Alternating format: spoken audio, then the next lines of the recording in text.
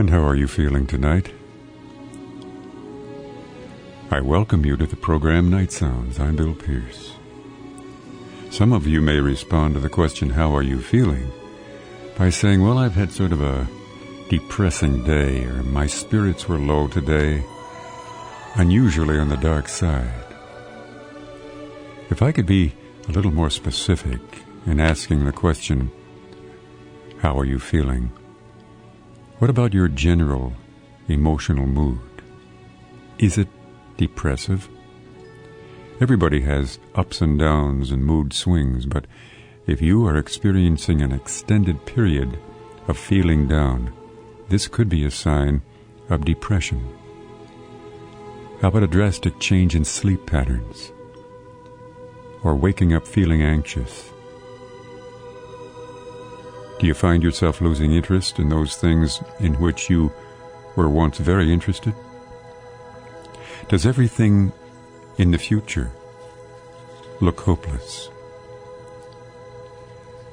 Tonight's program is subtitled Pastoral Depression. Now that sounds like an incongruity. Why should a Christian worker, a pastor, a missionary, or anybody active in full-time outreach become clinically depressed beyond the various mood changes? Well, it's understood that depression is one of the most common emotional diseases of our times. In the United States alone, it hits 10 to 12 million people every year, and statistics indicate that about 1 out of every 10 American males and 1 out of 5 females are likely to experience depression this very year. Nonetheless, what about pastoral depression? I'm quoting tonight to some degree from the Reverend Stuart Harrison, pastor of a large church in Denver, and he himself has gone through this emotional, mental nightmare. And I'll be quoting from his account. But I want our music and the general mood to be one of comfort. Jesus said, "Come to me, and I will give you rest." If there's anything we need tonight, it's rest and inner peace. And the peace that passes all understanding is available to any human being. I've called upon that peace in my own heart in the last hour. So we're going to be theologically oriented tonight, but also treating in these few moments together this very common ailment, the disease of the 90s, clinical depression. Speaking of the music, I'd like to call on Patty White, sing a song about emotional restlessness, a result of what's happened that's been traumatic in our lives. Let's be open to these moments. How it hurt to watch your father go and break your mother's heart.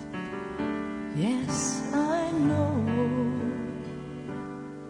how a broken home can only show you half of who you are.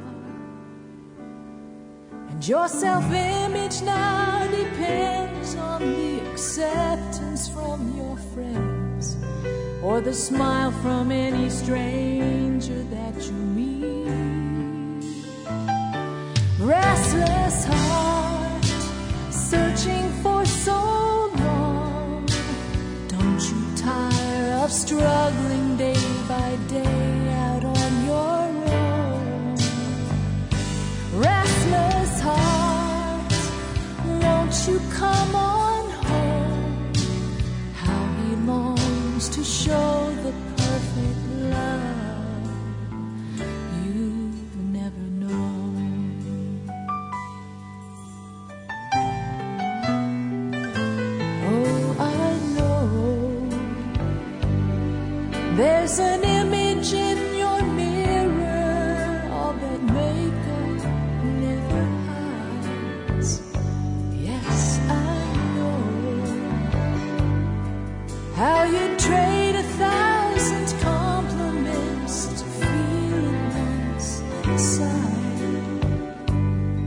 Now you're a master at pretending it won't hurt as each love's ending in disappointment, angry tears, and self-defeat.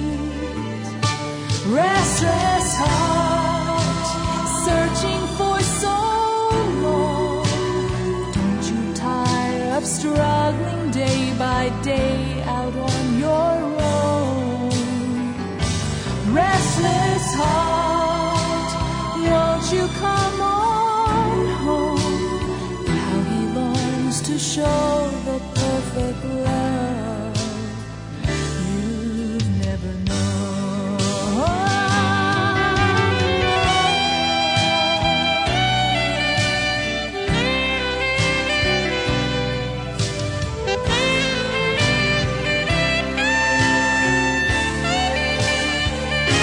Restless heart, searching for so long.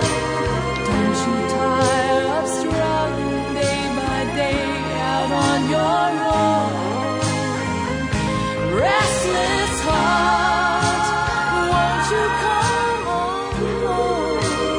How he longs to show the perfect love you've never known.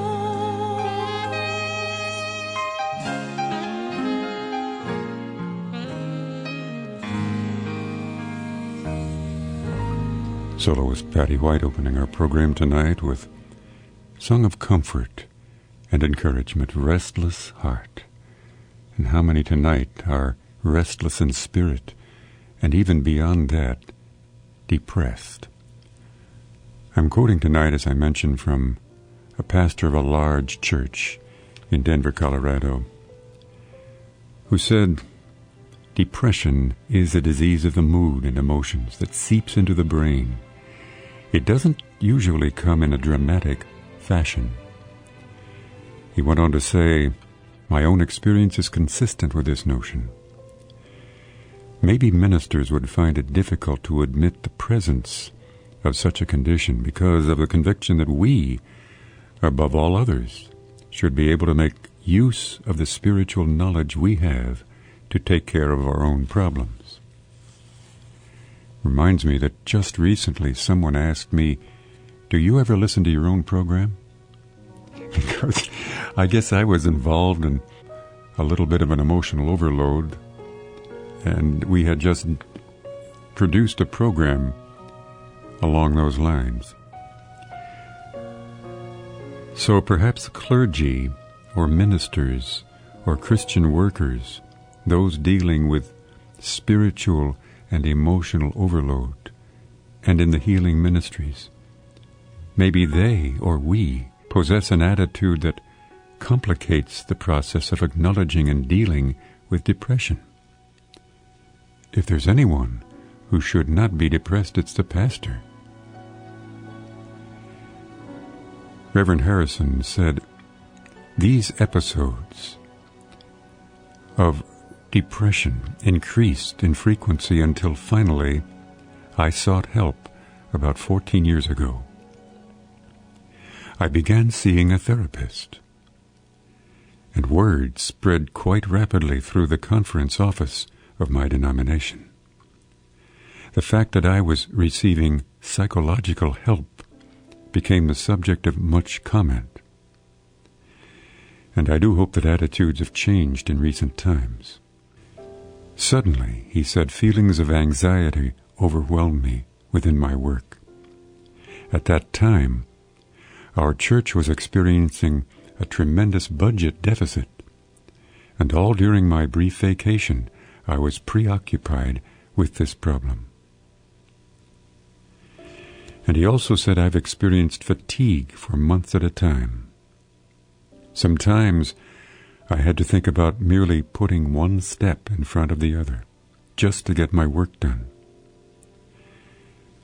These were linked with periods of insomnia, waking up at 3 or 4 in the morning, not being able to get back to sleep, all the while ruminating over a multitude of worries.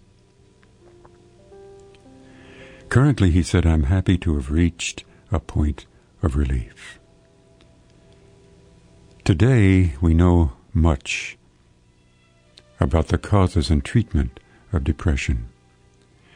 We now know that many mental disorders are actually biological in origin.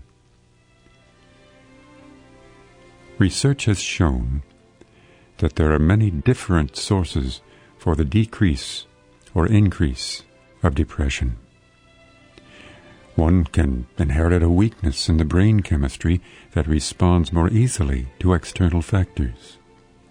Stress or inadequate sleep, for instance, can affect the body chemistry and lower the level of serotonin.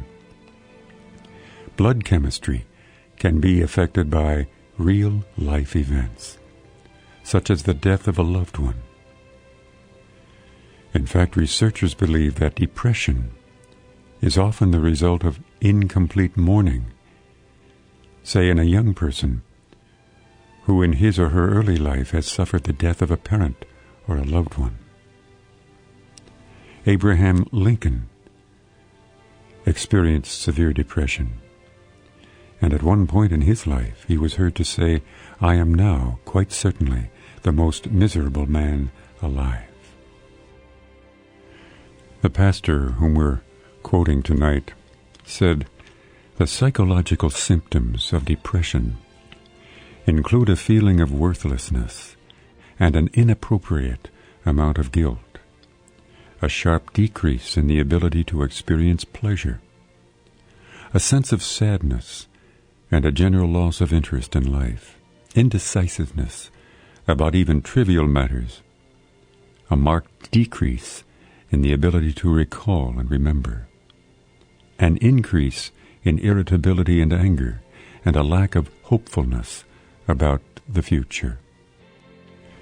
The pastor of this large church in Denver, whom we're quoting tonight, said, "If you think that you may be suffering from depression, I would advise the first thing to do would be to get some help.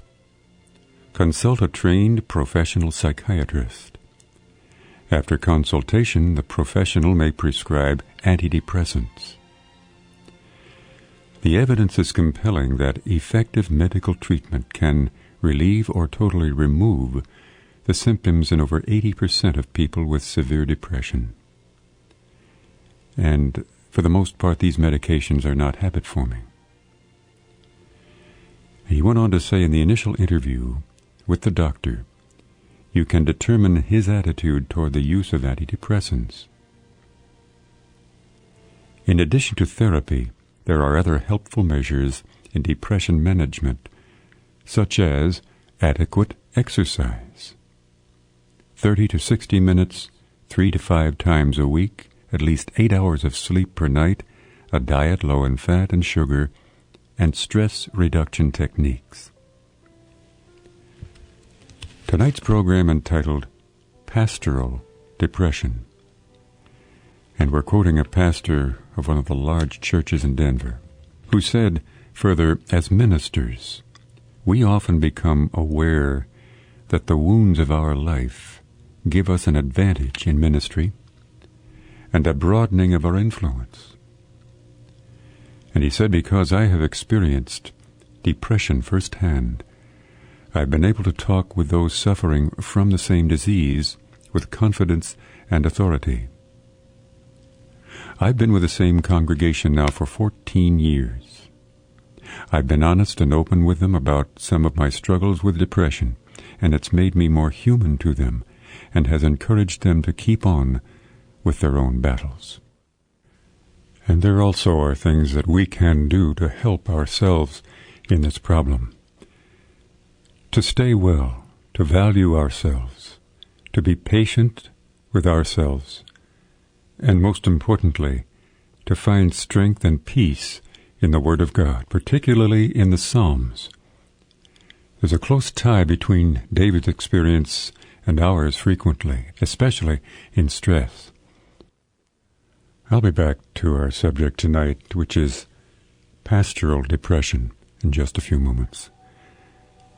Taking a little break here, may I mention that Nightsounds has produced a series of 8 previously aired programs dealing with the subject of depression. In a beautiful Nightsounds binder, this has been much requested as an item of ministry. If you're interested, if you'd like information, our mailing address is Nightsounds, Wheaton, Illinois, 60189. And in our subject tonight, pastoral depression. Again, it sounds like an incongruity. And maybe I've mentioned the friend that I have in radio who is dead set against going to psychologists or psychiatrists because the Word of God is able to handle any exigency, which is true. However, God does work sometimes through medicine, through physicians, through life alterations, changes in our lifestyle and our habit patterns.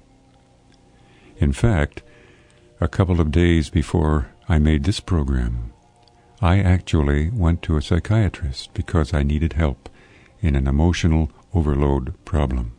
The pastor whom we're quoting tonight said in the initial interview, you can determine the doctor's attitudes toward the use of antidepressants. A psychologist cannot prescribe medication, but a psychiatrist can. And psychotherapy, along with the use of medication, can be greatly helpful.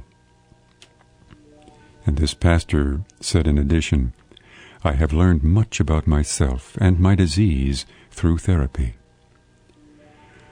In dealing with depression, a combination of approaches is very effective. Eating habits, small doses of antidepressant, exercise at least 3 times a week. In the publication The Wounded Healer, André Nouwen shares a Jewish parable of the Messiah, where he said the Messiah, covered with wounds, is sitting at the edge of the city gate waiting for someone to appear who needs healing.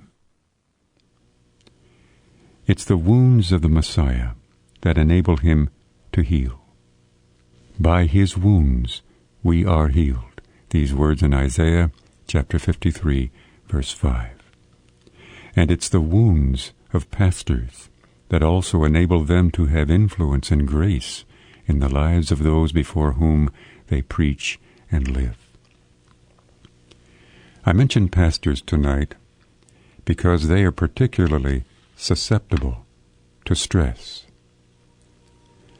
One psychiatrist friend of mine who is a Christian said that some of the most frequent patients in his office are pastors' wives.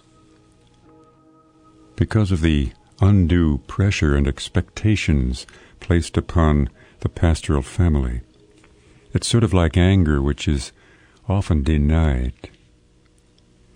Christians are so often in denial, unable to acknowledge either anger or depression. Given the expectations for ministers, it's even more difficult to admit that depression and anger stalk the parsonage as well. One pastor said in public, we work hard at putting our best selves forward, carefully guarding from view the anger or emotional overload in our private lives. And in times of great stress, when our guard may drop, we may say, well, it's just a little irritation, an annoyance.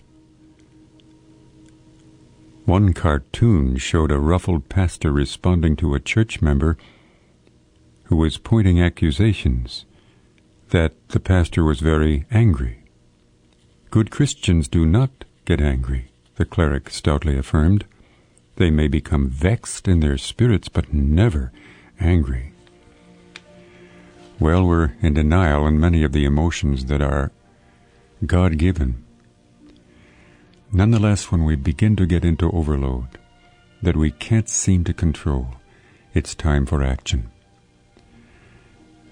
Tonight's program, Pastoral Depression.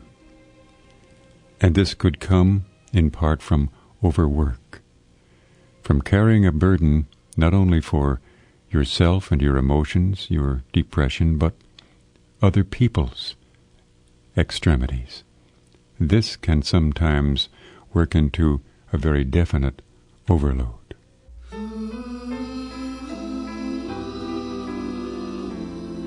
I'm going to ask Chuck Gerard, a veteran songster for the Lord, to come and sing for us a song about overload and what to do with the burdens that we accumulate in our service. Lay your burden down. Lay your burden down. Take your troubled soul, your tired mind, and lay your burden down. Lay your burden down. Get your feet on solid ground.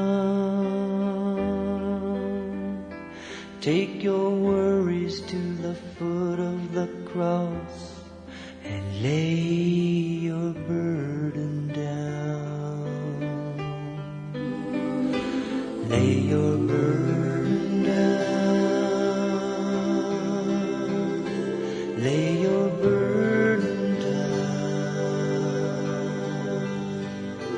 Take your weary life, your heavy load, and lay your burden down. Lay your burden down. Get your feet on solid ground. Take your failures to the foot of the cross and lay your burden down. Lay your burden down. You've been trying hard to make it all alone, trying hard to make it on your own, and the strength you once were feeling isn't there no more.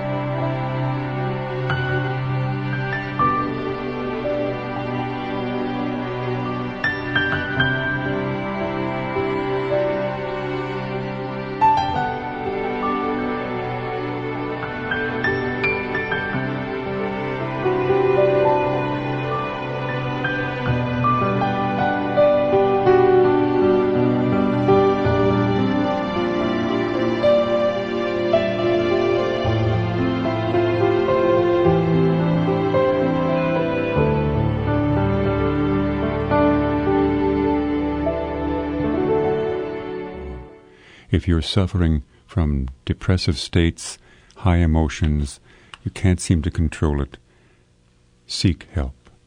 Not only God's help, but perhaps that of a professional. Stuart Harrison, pastor of a large church in Denver, whom we're quoting tonight, said to ministers, "If you are suffering from depression and you decide to get help and you find healing, don't be ashamed to share this journey with the flock. Thank God that He has given you the grace of weakness that you might come to experience the strength that He provides. Your calling is to share this with your people."